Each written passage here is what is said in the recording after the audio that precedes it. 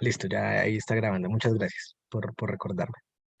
Entonces les decía que el ingeniero civil responsable de las estructuras es el ingeniero que diseña todos los elementos del sistema estructural, que ya dentro de 8 días que vamos a empezar a hablar de resistencia, vamos a empezar a ver qué es eso de sistema estructural. También está el ingeniero civil que se dedica al diseño hidráulico, a todo lo que son tuberías, acueductos, embalses, etcétera. Y ingenieros civiles enfocados al diseño de la construcción, a cómo se va a realizar la construcción, a qué proceso constructivo va a haber, a cómo va a ser la organización dentro de la obra, eh, a qué equipos se necesitan, qué personal especializado en qué cosas se necesitan, enfocado el ingeniero civil eh, que se dedica a esto como a la planeación de la obra, más que todo. Y pues acá continuando,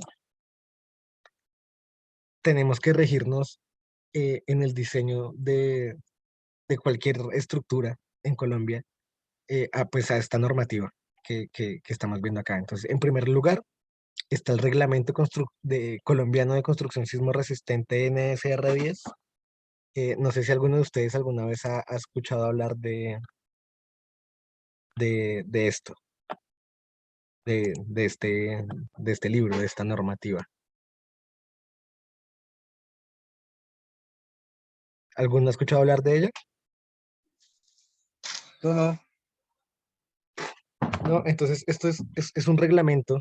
eh, Hablábamos la clase antepasada, creo, con alguien de acá, de que es basado en la normativa americana,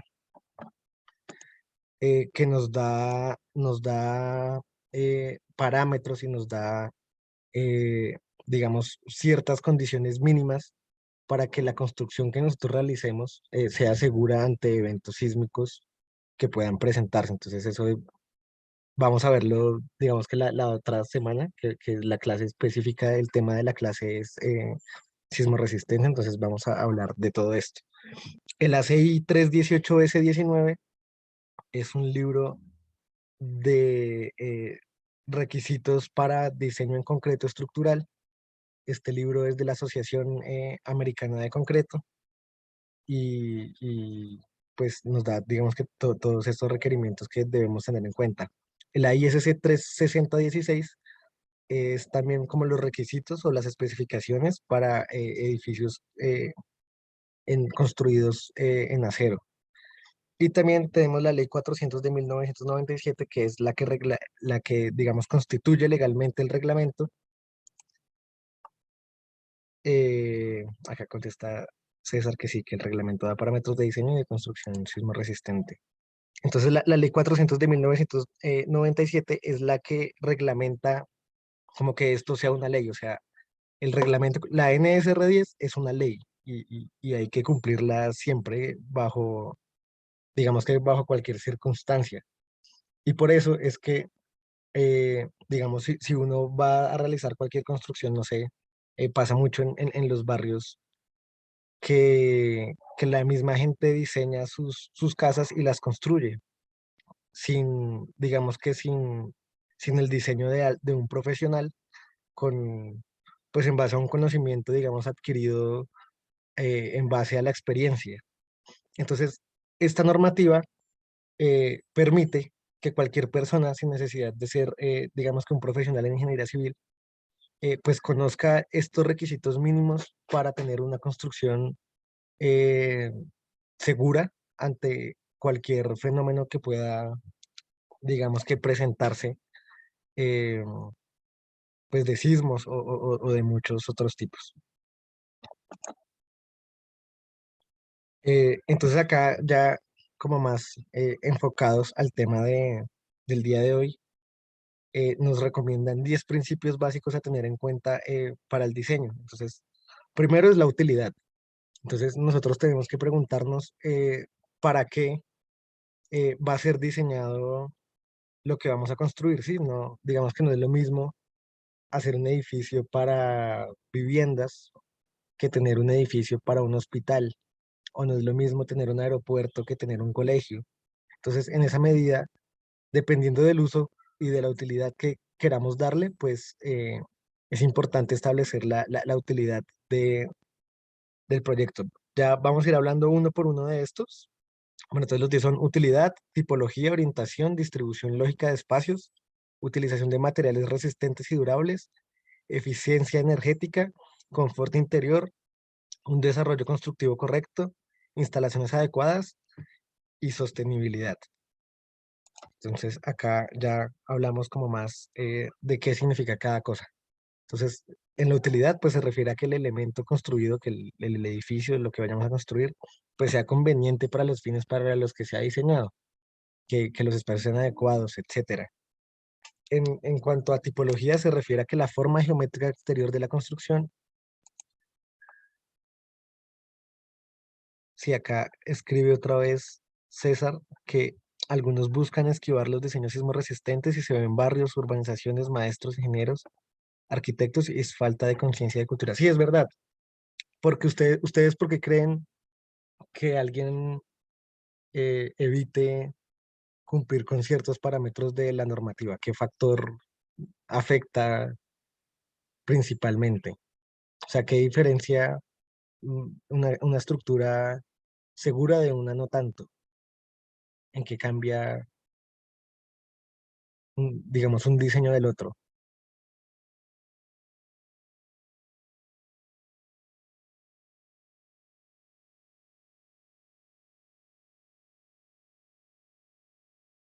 Bueno, digamos que estos requerimientos de la normativa muchas veces requieren más materiales, más acero, secciones de columnas y de vigas más grandes, lo que implica básicamente dinero. Ese es el motivo por el que muchas veces no se hace un diseño adecuado, porque se busca ahorrar en flejes, en varillas más delgadas, en una sección más delgada, que significa, digamos que una menor volumetría de concreto, etcétera. Entonces, en esa medida, a veces por construir algo más económico, no se cumple con la normativa y no solo pasa, como decía César, en la construcción en los barrios que hacen maestros o personas que no son profesionales, sino que también pasa en el ámbito profesional, eh, sí, por buscar ahorrarse algún dinero.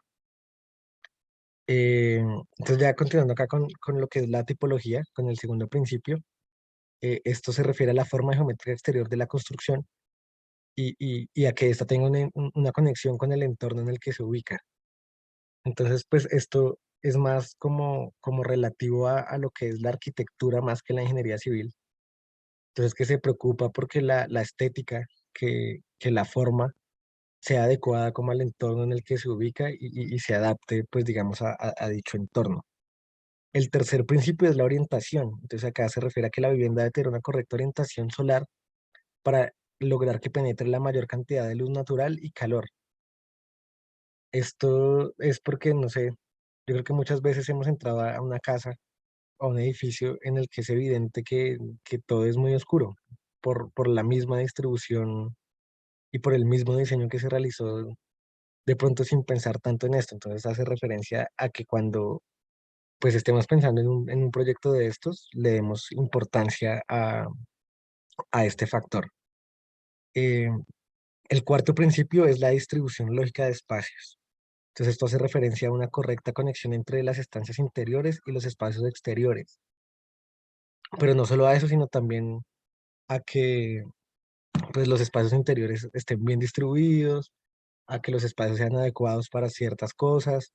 Digamos, en la normativa exige, no sé, que las puertas tengan un ancho mínimo, que los pasillos tengan un ancho mínimo, que las escaleras tengan un ancho mínimo.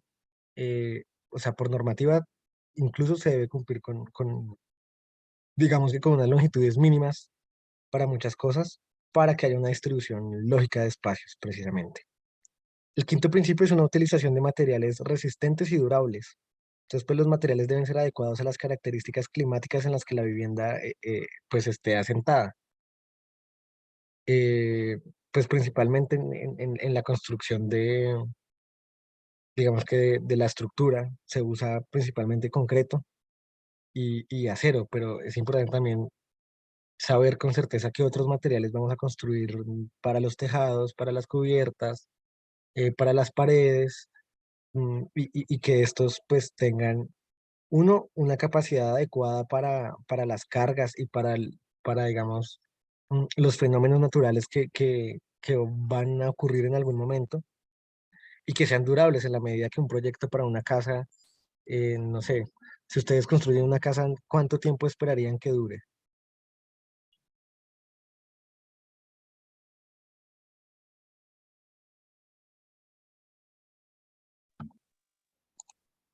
Toda la vida.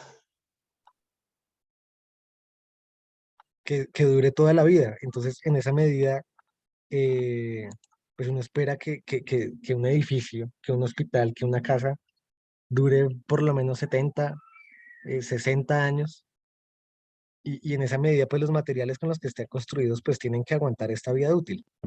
Entonces, a la hora de escoger los materiales, pues debemos enfocarnos a todo esto. Dice acá César que la normativa de accesos de escaleras, pasillos, puertas, etcétera, tiene un sentido científico y que, por ejemplo, son resultados de estudios en eventos de evacuaciones. Y también últimamente en que sea asequible para todo el mundo. Entonces, pues que lógicamente que para una persona, que se yo, a diseñar un apartamento, pues por la puerta tienen que caber las cosas que la gente regularmente tiene en un apartamento, que se puede evacuar fácil, y que se asegura una posible evacuación y un sinfín, digamos que de cosas que se tienen en cuenta para establecer, digamos que estas dimensiones mínimas. También se debe buscar como sexto principio una eficiencia energética, entonces es también conseguir reducir al máximo el consumo de energía. Entonces tener un aislamiento correcto, una correcta ubicación solar, de forma que a las 3 de la tarde yo no tenga que tener las luces prendidas, por ejemplo, porque la iluminación que se tiene es correcta. Y últimamente la construcción y el diseño se enfoca mucho a esta parte ambiental y se preocupa mucho por esta parte ambiental, porque las cosas que construimos, que son necesarias, porque necesitamos hospitales, necesitamos donde vivir, necesitamos vías, necesitamos un sinfín de cosas, pero que esto que construimos y esto que hacemos impacte lo menos posible en el medio ambiente y tenga una huella ecológica lo más pequeña posible para digamos que de cierta medida ir buscando como ese punto de equilibrio entre lo que debemos hacer, pero sin afectar en más de lo necesario el ambiente y el mundo en el que vivimos. Como séptimo principio está el confort interior. Entonces acá habla de que pues el hogar resultante, el hogar porque digamos que esto está como muy enfocado a la construcción de viviendas, pero que el hogar, que el hospital, que el estadio, el hotel, lo que sea, el producto que se entrega, pues proporciona un espacio sano, seguro y confortable a las personas que lo habitan, que cuando uno esté ahí, pues se sienta cómodo, se sienta seguro y sienta que es un espacio, digamos, agradable.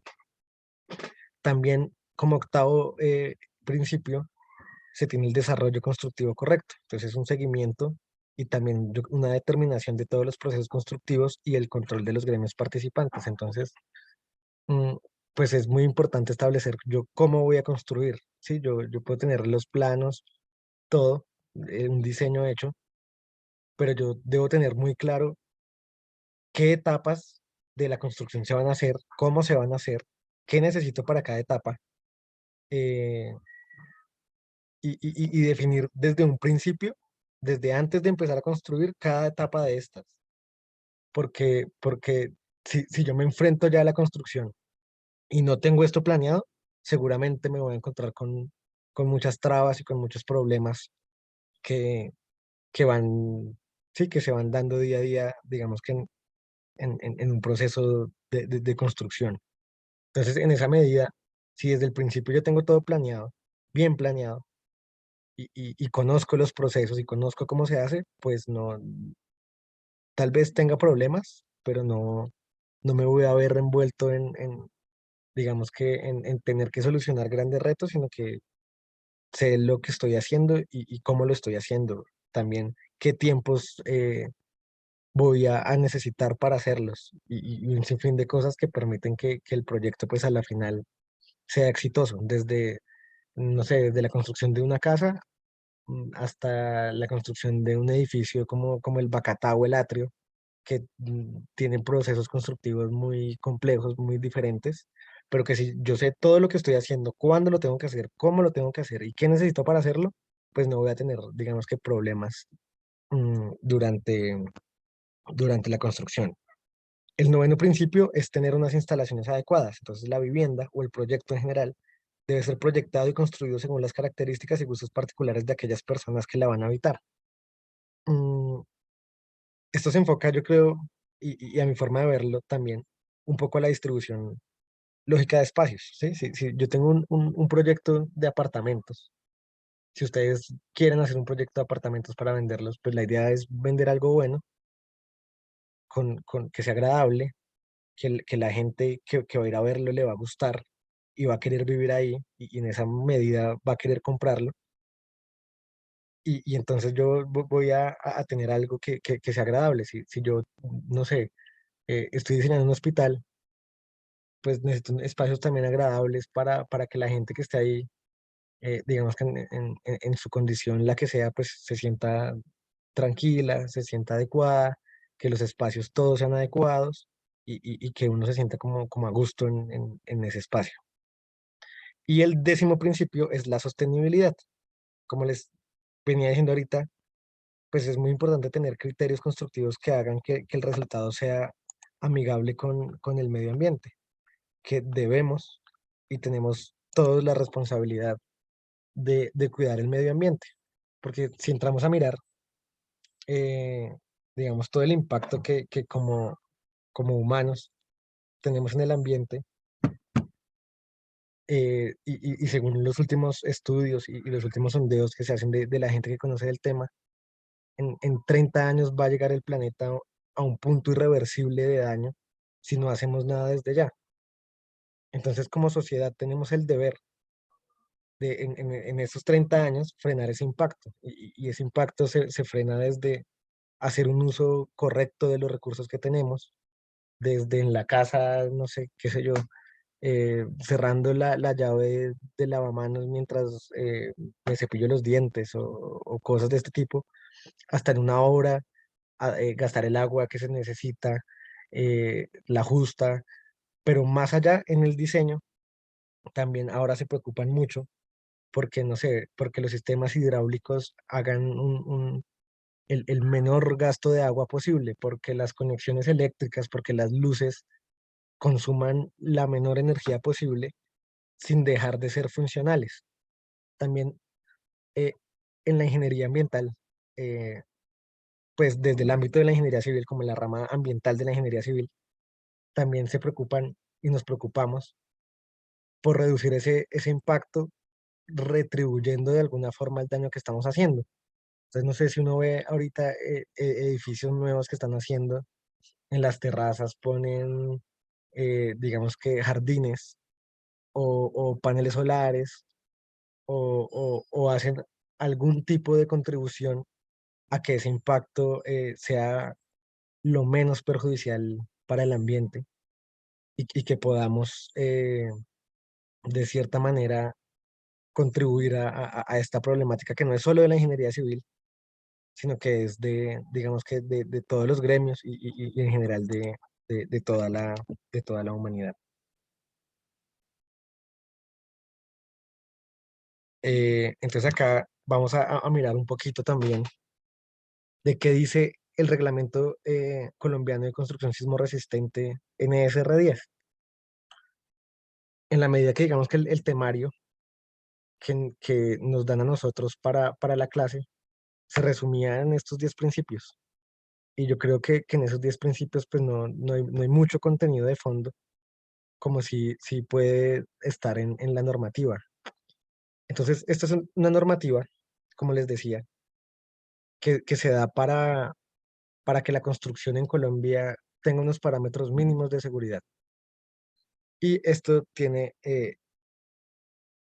11 títulos, creo. Sí, tiene 11 títulos que tratan de 11 temas, pues que son importantes a la hora de diseñar y que están enfocados esto sobre todo a la ingeniería, eh, digamos, de diseño, tanto estructural como geotécnica, pero también se preocupa por el diseño, digamos, hidráulico de los edificios, qué es lo que tiene que haber.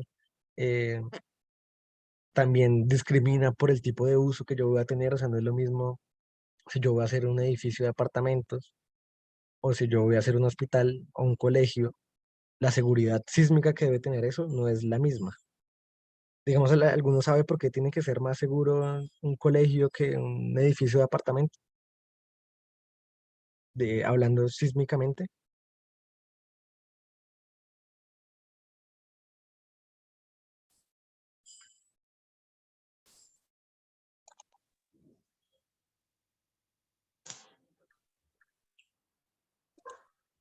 No, no. Entonces, la norma define unas estructuras, digamos, con un nivel de prioridad más grande que las demás. ¿Qué sucede? Que si llega a haber un evento sísmico de gran magnitud, hay unas estructuras que sí o sí deben mantenerse en pie para ayudar, digamos que a la contingencia de esa potencial catástrofe que sería. Entonces, si hay un terremoto muy grande y los edificios quedan inservibles, porque digamos que esta normativa no es para que los edificios no se dañen, sino que el diseño es precisamente para que ante un evento muy grande, los elementos que conforman el edificio se dañen, pero no colapsen.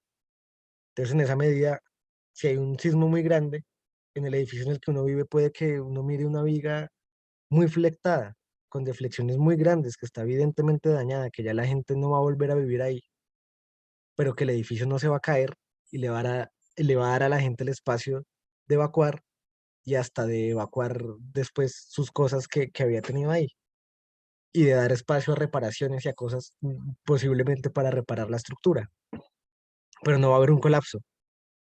Y hay otras edificaciones que son estas que tienen mucha prioridad, que son hospitales, estaciones de bomberos, estaciones de policía, colegios, coliseos, estadios, etcétera, como muy grandes y que prestan servicios, digamos que de emergencia, que no pueden sufrir daño. Entonces, en esa medida tienen requisitos mucho más exigentes que otro tipo de estructuras.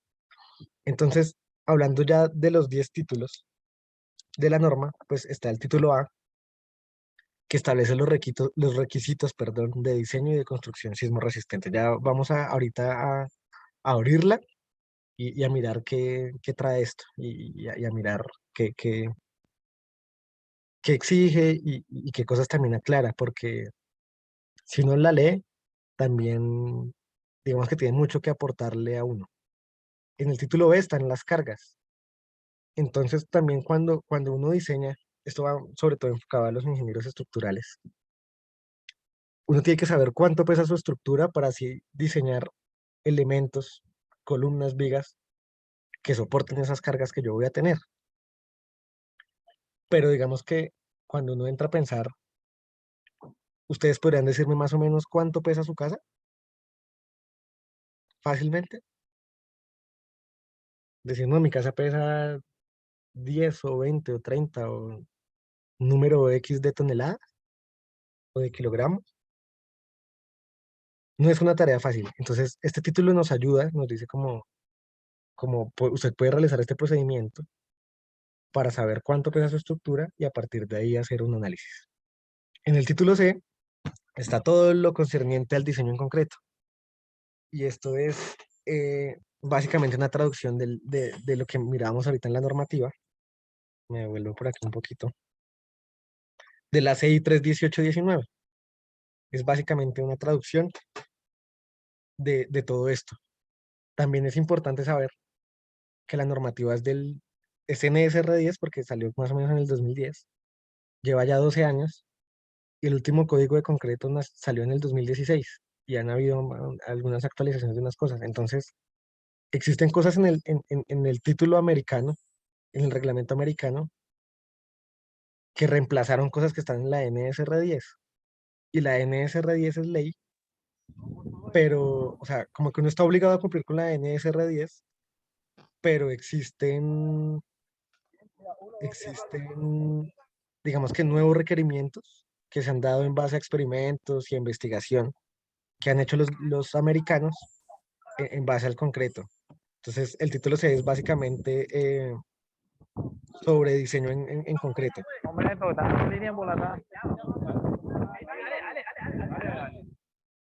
Listo. El título D habla de mampostería y de mampostería estructural específicamente. Hay muchos sistemas de resistencia sísmica que se basan en mampostería, en muros reforzados. Entonces nos habla de todos los requerimientos, de dimensiones mínimas, etcétera. El de concreto también, pero pues cada uno enfocado como a su material porque tienen, digamos que comportamientos muy diferentes. El título E se basa en la construcción de casas de 1 y 2 pisos. Y esto es un capítulo muy enfocado a maestros de obra, a personas que digamos, realizan construcción digamos que sin un nivel de educación profesional.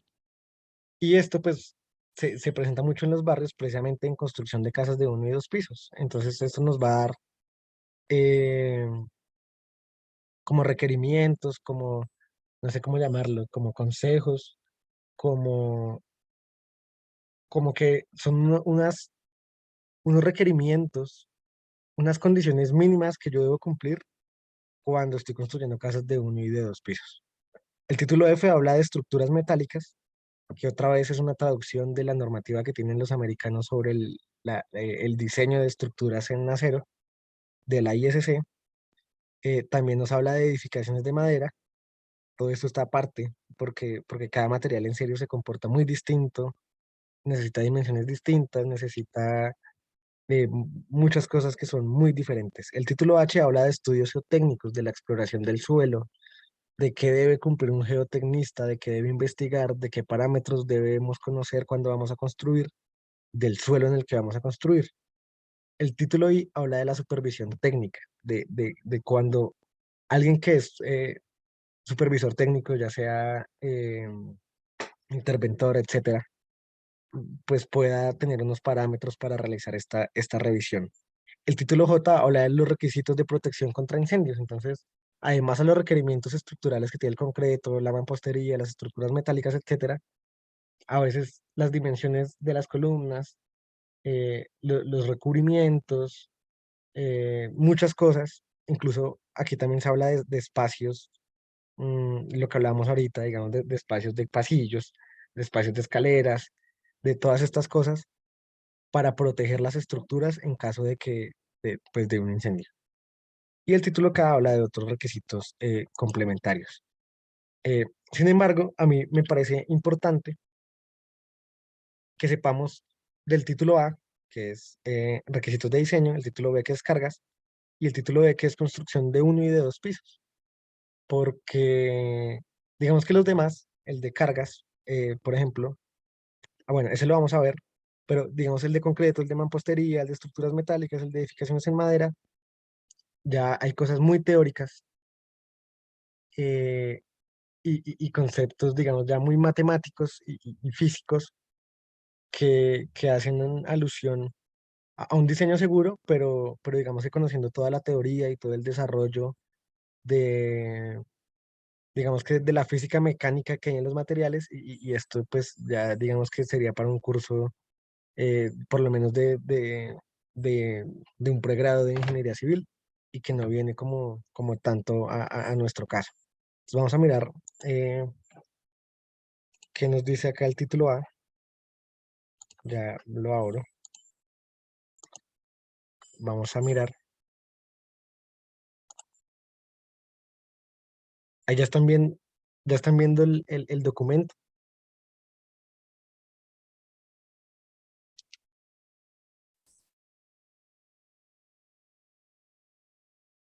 Sí, señor, sí se ve. Vale, listo. Entonces, el título habla de los requisitos generales de diseño y de construcción sismo resistente. Entonces, acá nos da una introducción. Entonces, acá nos dice que el diseño, construcción y supervisión técnica de edificaciones en el territorio de Colombia debe someterse a los criterios y requisitos mínimos que se establecen en esta norma. Entonces, acá está como toda la normativa legal, lo que les decía ahorita, esto es una ley. eh, o sea, es obligatorio cumplirla. en cualquier construcción en Colombia, también está la organización, que es lo que vimos ahorita, todos los títulos que están. Y el objeto es como porque es necesario. ¿Ustedes por qué creen que es necesario esto? O primero, ¿piensan que es necesario esto? Y si creen que sí o si creen que no, ¿por qué creen?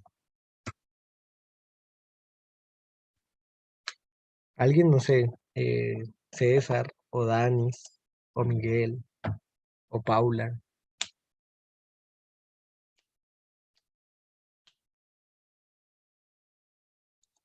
¿no? Bueno, el objeto de tener estos requisitos mínimos, pues es reducir a un mínimo el riesgo, en primer lugar, de la pérdida de vidas humanas y segundo, pues defender en lo posible el patrimonio del Estado y de los ciudadanos. Sí, no sé, un hospital, la construcción de un hospital puede valer 20.000 millones de pesos, que es patrimonio del Estado, de nosotros, y pues debe protegerse al máximo, para lo cual pues debe haber un diseño adecuado. Acá dice que una edificación diseñada siguiendo los requisitos de este reglamento debe ser capaz de resistir, además de las fuerzas que impone su uso, temblores de poca intensidad sin daño, temblores moderados sin daño estructural, pero posiblemente con algún daño a los elementos no estructurales. Acá, mm, pues elementos estructurales son vigas, columnas, etcétera, y elementos no estructurales son ventanas, muros de mampostería, etcétera. Y un temblor fuerte, pueden haber daños a elementos estructurales, como les decía ahorita, que se puede, no sé, flectar una viga, y no estructurales, pero sin colapso. O sea, el edificio se puede dañar, pero no se va a caer. También dice que además de la defensa de la vida, con el cumplimiento de los niveles prescritos por el presente reglamento para los movimientos sísmicos de diseño, eh, los cuales corresponden a requisitos mínimos establecidos para el diseño de elementos estructurales y elementos no estructurales, se permite proteger en alguna medida el patrimonio. Y acá, bueno, esto digamos que no nos importa tanto, habla de unas excepciones, de cuándo no se puede, digamos, acogerse a esto. Y esto es muy importante. Existen normativas específicas para cierto tipo de estructuras, porque se manejan diferente. Digamos, un puente, para los puentes, que es el primer ejemplo que dan ellos acá, existe el Código Nacional de Diseño de Puentes, pero también hay códigos específicos para torres de transmisión, equipos industriales, muelles, estructuras hidráulicas y todas aquellas construcciones, perdón, diferentes de edificaciones. O sea, esta normativa es para edificaciones. Eh, Acá hablo un poco del proceso de diseño y construcción de edificaciones, de acuerdo con el reglamento, eh, pues donde se tiene un predimensionamiento y una coordinación con arquitectos, con ingenieros geotecnistas. Después, digamos que este es el proceso que debería ser un ingeniero estructural para el cálculo y para el diseño de una estructura. Como segundo paso está una evaluación de las solicitaciones definitivas, que es lo que les digo, de entrar a mirar cuánto pesa mi edificio, qué cargas va a aguantar y, estas cosas. Acá también una obtención del nivel de amenaza sísmica y después estos son unos valores ahí para unos cálculos. Pero entonces es importante saber yo en dónde voy a realizar mi proyecto, porque, no sé, por ejemplo, en Armenia puede temblar mucho o en Santander puede temblar mucho, que son zonas de amenaza sísmica altas, pero en los llanos casi nunca tiembla, en la costa casi nunca tiembla. En Bogotá suele temblar, pero no tan seguido como en otros lados. También la normativa define una clasificación geográfica en base digamos que a la periodicidad de, de los eventos sísmicos. Como, no sé, si yo voy a hacer un edificio exactamente para lo mismo, que yo quiero que sea igual en Pereira, en la Mesa de los Santos en Santander, en Villavicencio y en Bogotá, pues no voy a poder porque en Pereira y en la Mesa de los Santos, que tiembla mucho, voy a necesitar unas condiciones de seguridad más especiales que las que necesito en Bogotá y en Villavicencio voy a tener aún menos que las que necesito en Bogotá porque es menos probable que pase un sismo. Permítame un segundo, me, me tomo un poquito de agua, ya continúo, si quieren tómense un minutico, ya Ya continuamos.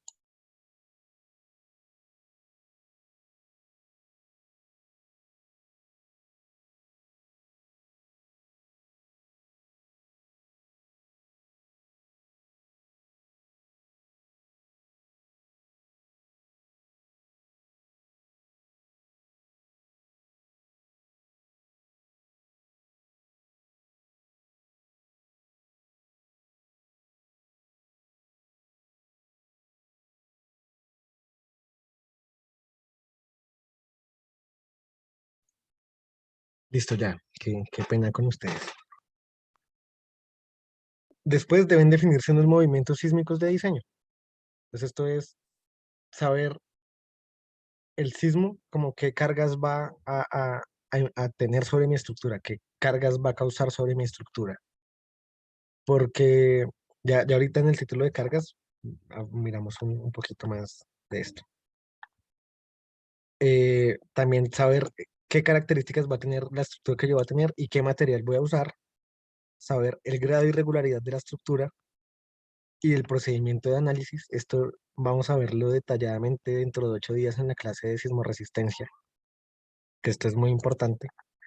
Se determinan las fuerzas sísmicas en base a unos métodos, eh, digamos, matemáticos, en los que uno, en base a dónde está el proyecto y en base a para qué se va a usar y en qué ciudad está y en otros parámetros, pues define estas cosas.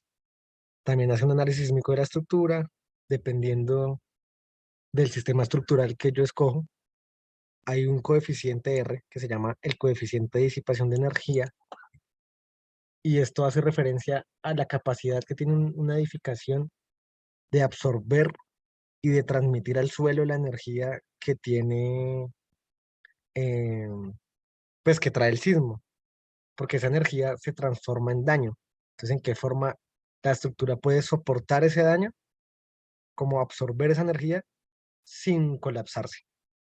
Y hay unos sistemas estructurales que tienen una mejor capacidad de disipación de energía que otros. Entonces, digamos, un sistema de solo vigas y columnas, es un pórtico, se llama pórtico, tiene menos capacidad de energía que un sistema que tiene vigas, columnas y muros estructurales. Un sistema en acero arriostrado con diagonales que son sísmicas, pues tiene un muy buen coeficiente de energía.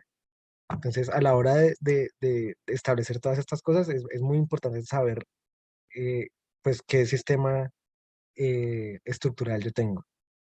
Esto de desplazamientos horizontales es una comprobación que se hace en edificios, sobre todo altos, de que el piso de arriba o sea, si yo estoy en el piso 2, verificar que el piso 3 no se mueva más de un cierto límite para asegurar que no va a haber un daño muy grande.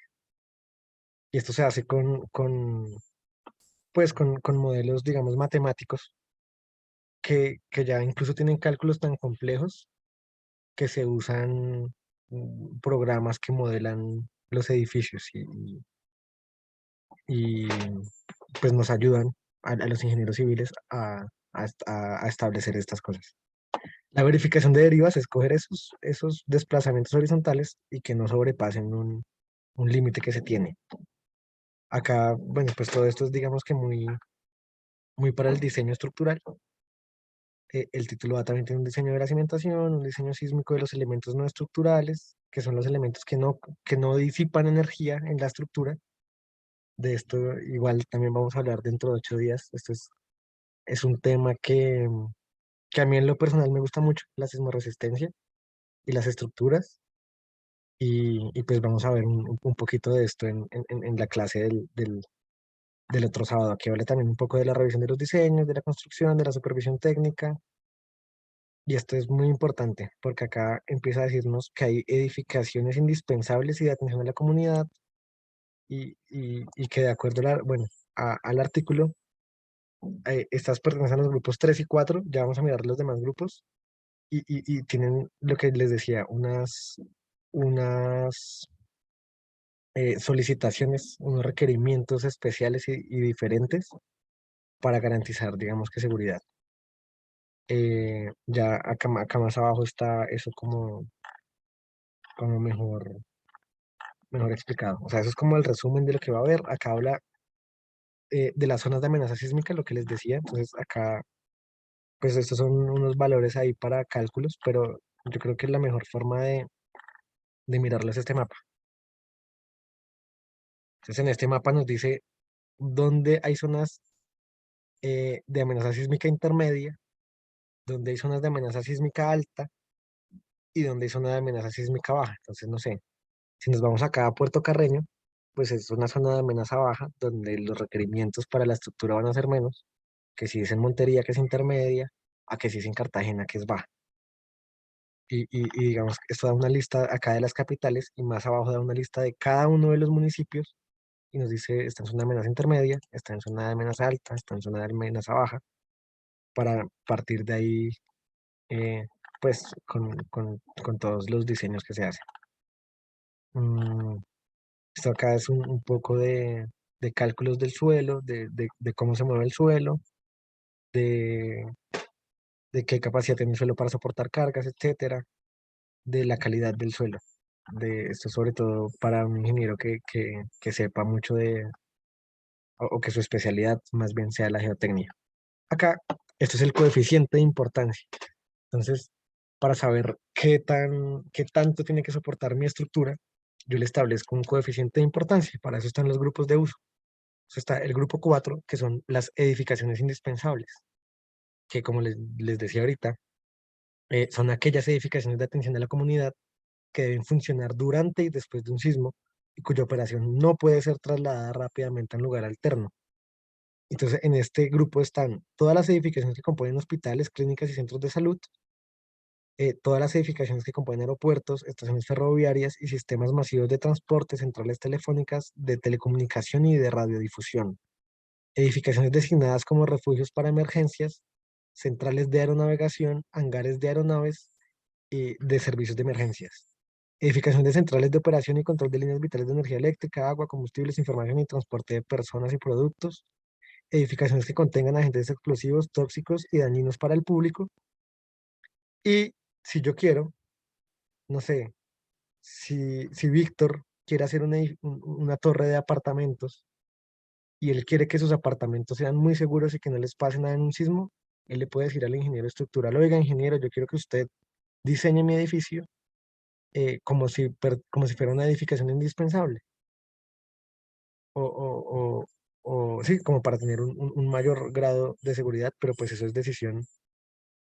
O sea, al ingeniero no se le obliga a tener ese grado de seguridad, pero digamos que la persona dueña del proyecto puede como asumir el gasto económico que, que conlleva tener algo más seguro, digamos, y todas las condiciones de diseño especiales que se tienen. Se tiene un grupo 3 que son edificaciones de atención a la comunidad. Entonces, este grupo comprende aquellas edificaciones y sus accesos que son indispensables después de un temblor para atender la emergencia y preservar la salud y la seguridad de las personas, sin incluir las que están en el grupo 4. Entonces, acá en este grupo están estaciones de bomberos, defensa civil, policía, cuarteles de las Fuerzas Armadas, sedes de las oficinas de prevención y atención de desastres, están garajes de vehículos de emergencia, están estructuras y equipos de centros de atención de emergencias, guarderías, escuelas, colegios y universidades. También aquellas de este grupo para las que el dueño quiera contar con seguridad adicional. Y también aquellas que alguna administración municipal, distrital, departamental o nacional que sea dueña del proyecto eh, quiera tener como tal para tener un grado de seguridad. Está el grupo 2 que son edificaciones en donde se pueden reunir más de 200 personas en un mismo salón, graderías al aire libre donde pueden haber más de 2000 personas a la vez, almacenes y centros comerciales con más de 500 metros cuadrados por piso, edificaciones de hospitales, clínicas y centros de salud, edificaciones donde trabajen o residan más de 3000 personas y edificios gubernamentales. Y se tiene el último grupo, que son estructuras de ocupación normal, entonces que son todas las edificaciones que no cumplen con ninguno de los parámetros de los demás grupos. Y a estas pues se les da un coeficiente de importancia, que ese coeficiente de importancia aumenta la fuerza sísmica con la que yo voy a tener en cuenta en el diseño. Pues esto en base acá como a un espectro de aceleraciones, que esto ya también son cosas como muy de cálculo. Y acá más abajo, estos son métodos para establecer las fuerzas sísmicas. Acá están los requisitos de, de diseño sismo resistente, pero entonces esto también ya va muy al cálculo. Esto de sistemas estructurales sí es muy importante, pero yo creo que esto también vamos a hablar más detalladamente el otro sábado, porque viene más al tema del sábado siguiente, que es sismo resistencia, al de hoy. Después vamos a ese día a ver los diferentes tipos de sistemas estructurales que define la norma, su coeficiente de disipación de energía y hasta qué altura puedo construir cada uno, que también me parece muy, pues muy interesante saberlo. Y también vamos a hablar de las irregularidades, ¿no? Que las irregularidades son ciertas cosas que pasan en las estructuras que llevan a que el diseño tenga, digamos, que tener, ¿cómo decirlo? Tal vez más cuidado. Pero entonces esto también eh, pertenece al tema, digamos, de la semana siguiente. Y ya el resto del capítulo habla de métodos para calcular las fuerzas. Pero entonces esto también tampoco viene como a lo que nos interesa ahorita a nosotros. Eh, Acá un poco también, vamos a ver un poquito también del título B. Pero cuál hijo, no, Giovanni, para la foto. Giovanni, mire, ¿y ahora cómo le va a tomar la foto?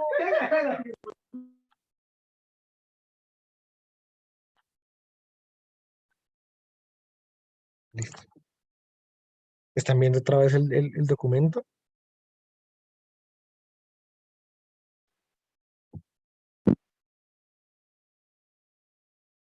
Sí, Sí, la NRS 10. listo. Entonces, este es el título B, que es el título de cargas. Entonces, este título nos dice, eh, nos habla de los requisitos generales que debemos tener en cuenta a la hora de hacer un avalúo de cargas, que es como estimar, buenas tardes, tenía problema con la aplicación. Eh, Tranquila, Laura, aún no hemos llamado a lista. Por ahí en 10 minuticos, yo creo que hacemos la verificación de quiénes están. Entonces no te preocupes. Esto habla de combinaciones de carga y es que las cargas vienen eh, diferenciadas de acuerdo a su uso. Entonces acá hay diferentes tipos de cargas. Está la carga muerta, que consiste en peso propio del elemento, peso de los materiales de construcción incorporados en la edificación y que están todo el tiempo en la estructura, como muros, particiones de espacios y también equipos permanentes. Equipos permanentes, no sé, alguien me quiere dar una idea de un equipo que esté siempre en un edificio, no sé, por ejemplo, en una casa que hay siempre, sí o sí, así esté sola, o sea, si se vayan y esté el apartamento solo, la casa sola, que puede haber siempre. Sí, o sea, eso hace referencia a un lavamanos, a un inodoro, a todo esto que hace parte del mobiliario que está todo el tiempo, ¿sí? O sea, que está todo el tiempo en el edificio. Están las fuerzas sísmicas, Correcto. están las cargas debidas al peso y a la presión de fluidos, está la carga debida al granizo y al empozamiento, están las cargas vivas, que las cargas vivas son las cargas debidas al uso y ocupación de la edificación. Entonces, esto incluye cargas debidas a objetos móviles, particiones que pueden cambiar de sitio, esto puede incluir todo lo que pueda haber en una edificación que no es permanente, ¿sí? No sé, un escritorio, una nevera, una lavadora, todo ese tipo de cosas. Pero entonces, la norma nos da, esto también, esto de combinaciones es para el análisis, digamos, de estructural. Esto tampoco viene como tanto en nuestro caso. Pero digamos acá esto nos dice respecto a los materiales, como bueno, esto pesa cada material.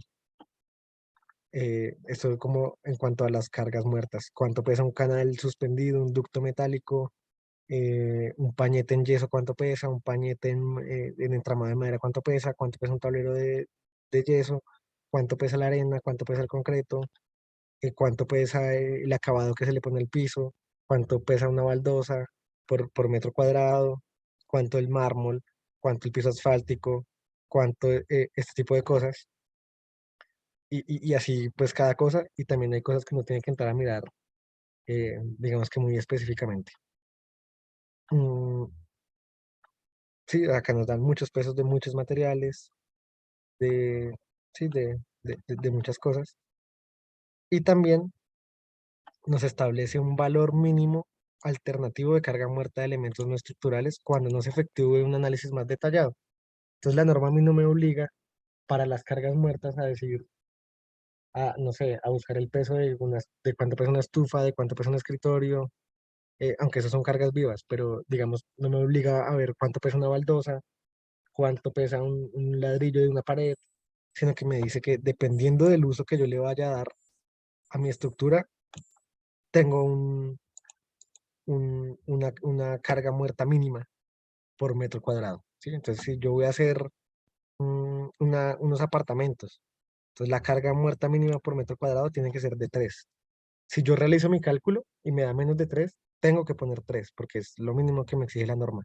Si yo hice mi cálculo y me da 4, perfecto, porque estoy siendo, digamos que teniendo un nivel de seguridad más grande, como digamos que un estudio más detallado. Acá habla ya de las cargas vivas. Pues para las cargas vivas también depende del uso que yo le vaya a dar. Entonces, si es reunión, la carga viva depende si es un balcón, si es un corredor, si es un gimnasio, si es un vestíbulo, si voy a hacer oficinas, si voy a hacer un colegio, si voy a hacer una fábrica, si voy a hacer unos locales, si voy a hacer unas casas, si voy a hacer unas bodegas, si voy a hacer un parqueadero, si voy a hacer un estadio, y me establece cuánto pesa cada cosa. Mm, y acá ya vienen otro tipo de cargas como de puentes grúas, de efectos dinámicos, de otras cosas que ya también se salen como del alcance de pues que tenemos nosotros. No sé si alguien tenga una pregunta o quiera decir algo, si todo está bien, no Sí, sé. sí, señora, hasta el momento todo está bien. No sé si ustedes quisieran ver un poquito cómo se realiza esto, si quisieran ver un poquito digamos que de eso llevado a cabo digamos que en un proyecto de verdad. Sí, claro, claro. Listo. Sí, sí, señor. Entonces permítanme, yo abro aquí un par de cosas en mi computador y ya vuelvo a compartirles pantalla. Regálenme un minuto.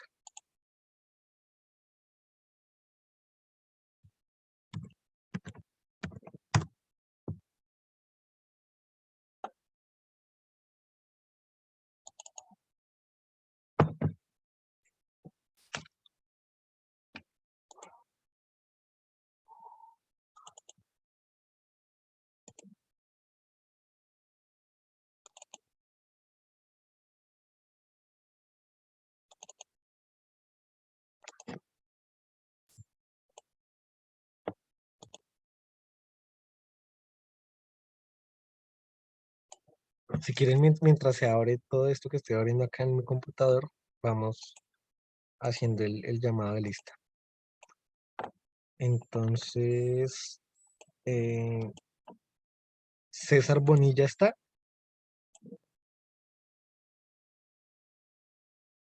Les agradecería si abren el micrófono porque no estoy viendo como el chat.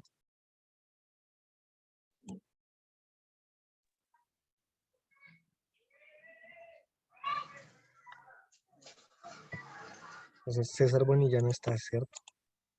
No sé si alguno puede ayudarme mirando como en los que están en el chat, si alguien no contesta, por favor. Cristian Andrés Basto.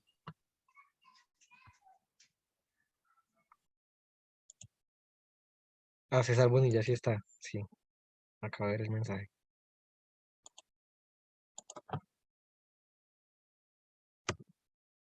Cristian Basto no está. Jason Fernando Ramos. Presente. Listo, Jason. Gracias. Marcos Julio Bermúdez.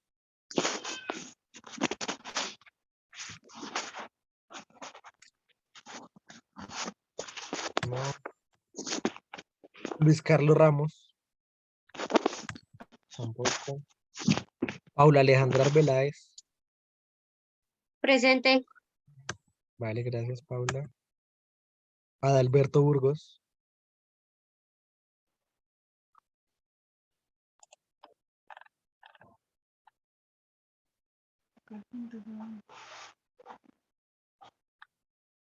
Adalberto Burgos no está. Henry Gutiérrez. Presente. Listo, gracias, Henry. Edwin Mendoza.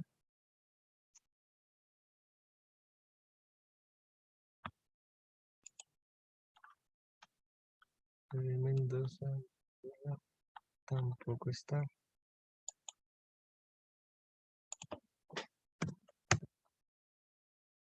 Gregorio Coronado. No está. Martín Cuesta. Omar Batista no, dijo que no volvía. Víctor Cortés. Presente. Listo, gracias, Víctor. María Fernanda Neme. Jessica Navarro. Ricardo Andrés Mesa.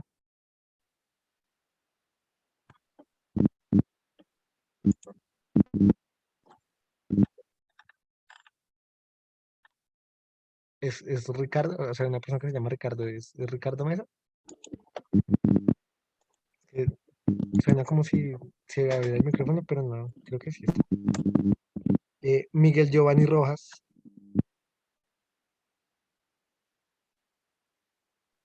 Presente.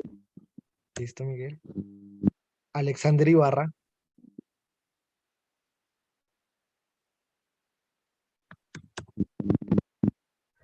Danis Alex Mora.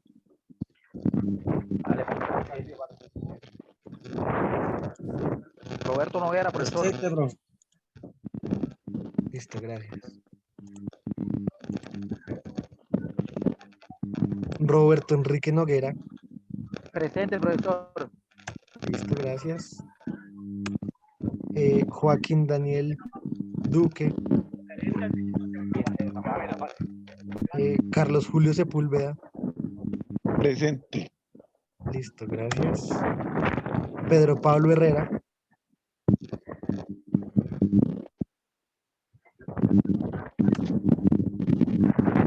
Me llamaron ahora mismo, saliendo. Laura Blandón. Ahora mismo. Me llamó. Sí, ahora mismo. O sea, preguntó 2 veces entonces. Laura Blandón está conectada, pero bueno, sí está. Ya. Listo. Claro. No, yo ni.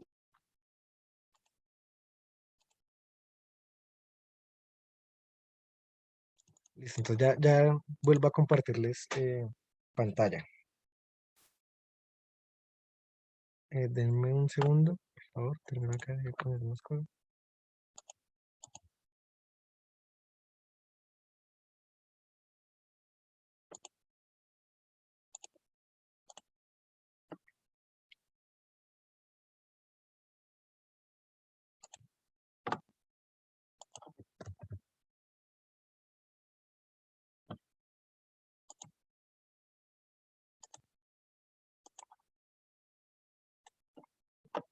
Listo, ya por favor me dicen cuando estén viendo mi pantalla otra vez. Ya. Ya se ve. Listo. Entonces, yo les voy a mostrar un poquito de... Esto es de mi tesis de ingeniería civil, donde es el diseño estructural de un edificio que es un teatro en la ciudad de Funza. Entonces les vamos a mostrar un poquito como de lo que se hace, pues un resumen del proyecto, eh, una razón de por qué se hace, unos objetivos, pero bueno, digamos que esto no importa tanto. Esto sí importa, que es la normatividad a la que me voy a coger, que de eso hablábamos hoy. Entonces esto sí es algo muy importante. También hoy hablábamos un poco de los materiales. Entonces, digamos acá, pues se dice que pues, pues, se va a usar concreto, se dice la resistencia del concreto, cuánto pesa, una serie de parámetros de los materiales, también del acero que se va a usar para el refuerzo, de las mallas electrosoldadas que se van a usar. Todo esto es como una descripción del proyecto en cuanto a áreas, en cuanto a como lo que hay en todo el proyecto. Pero digamos que esto no va como a lo que quiero mostrarles hoy. Mm, Acá sí, esto ya habla de la zona de amenaza sísmica, entonces se define un perfil del suelo y se dice, digamos acá, la localización es muy importante, entonces estoy en Funza, Cundinamarca. Y también decir en qué grupo del coeficiente de importancia que vimos ahorita está digamos, la estructura que yo voy a construir. Entonces acá, digamos, un teatro está en el grupo 4, eh, porque está en este grupo, pues es un teatro y además es una escuela de artes, entonces está como en el grupo de guarderías, escuelas, colegios, universidades y otros centros de enseñanza. Este espectro, que se construye en base a los datos de la ubicación y a la importancia, es el que me dice a mí cómo es el comportamiento ante un sismo de mi estructura. Y aquí, pues a partir de eso se hace una serie de cálculos. Lo otro que es muy importante es el avalúo de cargas. Entonces acá, pues está como un resumen del avalúo de cargas. Pero entonces acá es como yo lo hago. Entonces acá tengo, digamos que una base de datos con todas las cosas que yo tengo en mi proyecto, digamos, acabados del piso, baldosas, piso asfáltico, diferentes niveles de tipos, digamos, como sí, de baldosas, en unos tipos pizarra, unos entablados en madera, unos entablados en fibra, muros de diferentes espesores, unos muros cortina, cuánto pesan unas ventanas, cuánto pesan los inodoros, los lavamanos, las puertas de acero, cuánto pesan las barandas, cuánto pesa un ascensor, cuánto pesa un montacargas, cuánto pesa un panel solar que va a haber en la cubierta. Y digamos que como es tan difícil establecer eh, el peso de muchas cosas, y más que establecerlo, es difícil saber muchas veces qué tantas cosas van a haber en mi proyecto, pues también está acá una parte de lo que estaba en la normativa para yo saber, digamos, los pesos a los que tengo que someterme para mi diseño. Y en cuanto a las cargas vivas, pues acá esto es simplemente la tabla que yo les mostré ahorita en, en la normativa, donde dependiendo del uso, pues hay un nivel de carga. Y acá, bueno, esto sí ya es un cálculo que se hace aparte para definir la velocidad del viento, porque el viento genera fuerza sobre mi estructura, es una fuerza que yo debo tener en cuenta también, y para la que existen como métodos para determinarla. También hay que tener en cuenta el empozamiento de agua, o sea que no sé, que si yo tengo una terraza, tengo que tener en cuenta que si llueve muy duro, va a quedar una pequeña lámina de agua que pesa, entonces pues mi casa va a tener que aguantar ese peso, también de granizo, y esto es pues la carga está de viento. Entonces digamos, para cada nivel eh, de mi, de mi estructura, yo hago paneles. Paneles puede ser, yo les muestro por acá. Sí, yo divido mi estructura como en muchas partes y un panel puede ser, no sé, este cuadrado de acá. Y voy a hacer el cálculo de cuánto pesa cada uno de esos paneles para hacerlo como más detallado, ¿no?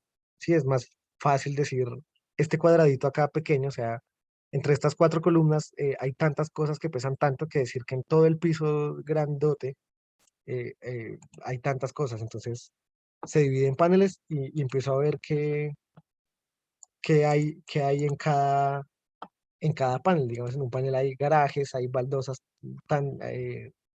un área de baldosas, hay una longitud de muros y también pues es una edificación que se va a usar para la reunión de menos de 100 personas. Entonces, así voy calculando el peso para cada nivel, sí, pues dependiendo de lo que yo tenga.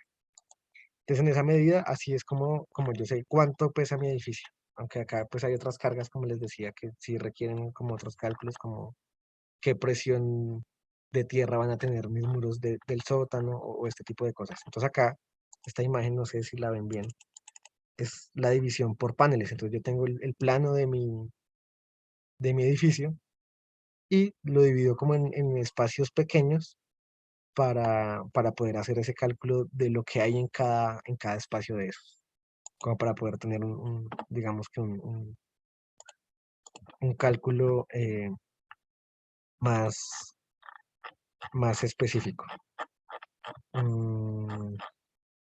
Acá, bueno, esto ya son otras cosas. Entonces, o sea, eso es como lo que quería mostrarles de cómo se hace, digamos, en un proyecto de la vida real.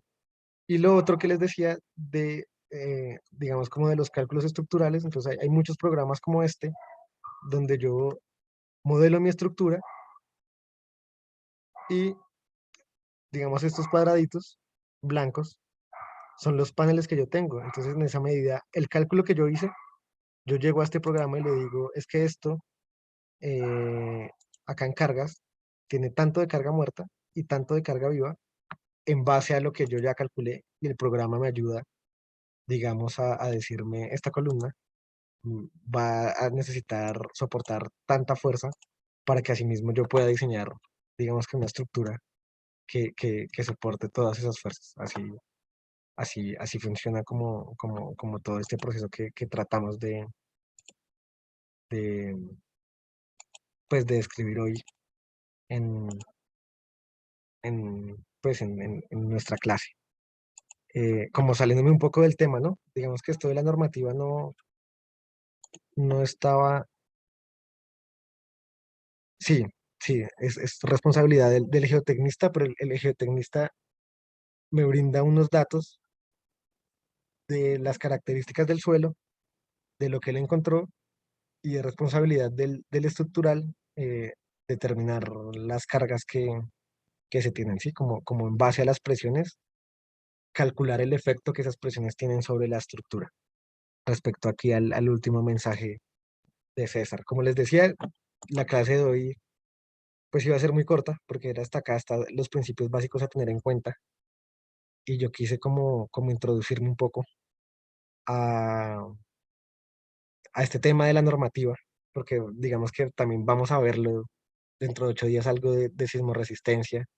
Y después, pues acá está el cronograma, perdón que esta imagen cuando se agranda se ve muy pixelada. Vamos acá la otra semana para la semana 6. Entonces vamos a hablar de sismorresistencia y vamos a hablar de todas estas cosas que vimos hoy por encima, de los grupos de uso. Vamos a hablar un poquito de las zonas de amenaza sísmica, vamos a hablar de requerimientos que tiene la norma para el diseño sismo resistente. Y pues ahí vamos a estar todos conociendo un poquito de la normativa que existe para el diseño, por lo menos acá en Colombia. Entonces no sé si alguno tenga alguna pregunta o quiera aportar algo o alguna cosa. Muy interesante la clase de hoy. Gracias. Vale, gracias.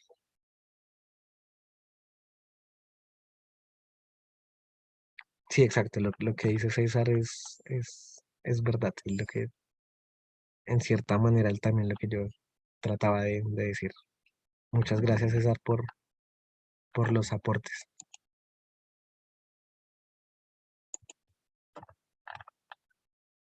Mm, entonces, si nadie tiene ninguna duda, eso sería todo por hoy.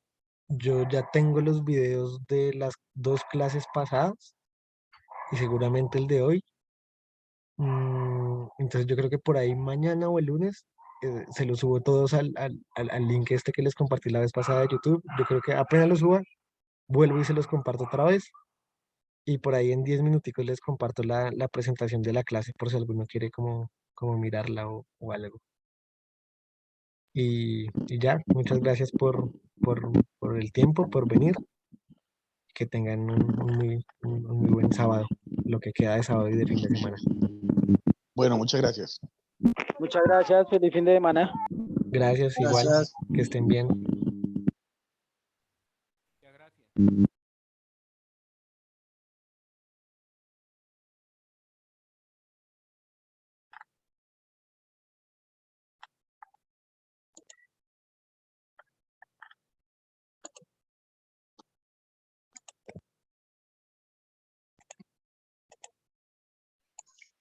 Profe, disculpe, qué pena.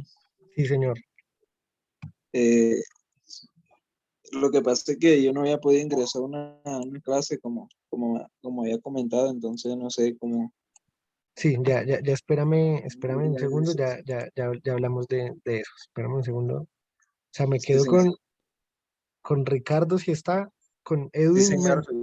exacto, Edwin Mendoza si está, y Adalberto Burgos, pero creo que ellos no, yo había hablado con ellos, pero creo que tampoco vinieron.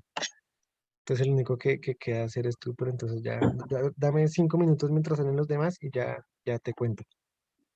Sí, señor. Vale, listo.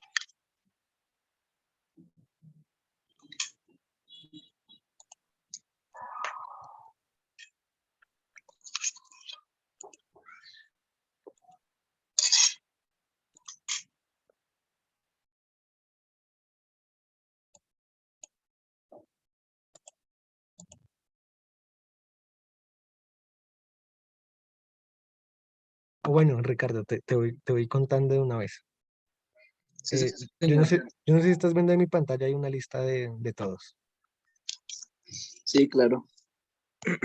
Lo que pasa es que, pues en el programa se supone que nadie puede tener más de 3 fallas, Sí, señor. porque bueno, es como política de Camacol, que pues el curso no, como que no tiene sentido si tú fallas más de 3 veces. Entonces acá, pues yo puse acá, esto se pone en rojo si uno falla más de 3 veces.